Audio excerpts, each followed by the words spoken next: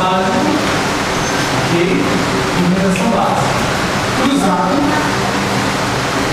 básico, cruzado. Esse é o nosso ciclo básico. Embaixo da barreira, gira dama.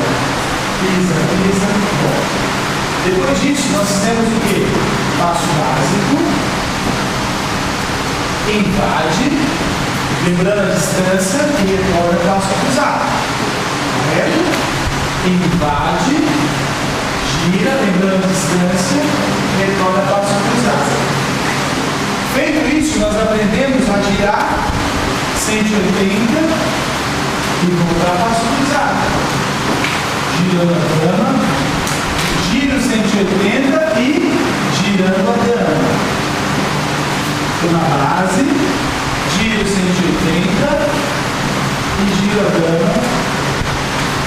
Feito isso, aí nós aprendemos a movimentação de abrir lateral, correto? Movimentação básica, abertura lateral, traz a dama para você, gira, retorna para o básico. Feito isso, nós aprendemos uma movimentaçãozinha do braço, eu aprendi a fazer o retorno, invertendo e retornando o passo cruzado. Abre a dama, desce a mãozinha para a dama, retorno, passo cruzado. Ok? Feito isso, gira a dama, nós aprendemos ao quê? Ao giro do cavaleiro. Isso. Tanto a mão por baixo, quanto a mão por cima. Feito isso, nós aprendemos o abraço também. 3. 2 abraços e desenvolve a dama. Aí nós aprendemos o ioiô, né? Esse elástico rígido para a dama sem soltar a dama.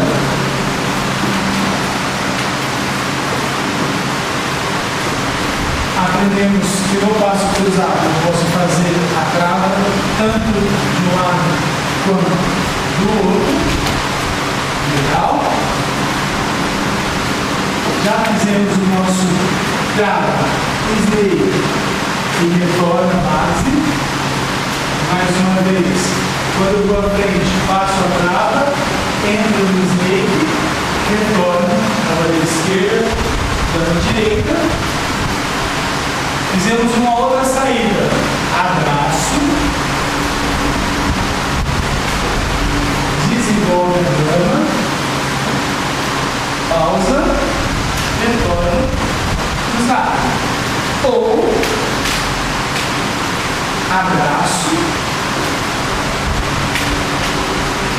Desenvolve. Sobe o braço direito. Desce o flick. Dama passa por debaixo do braço, retorna para a movimentação.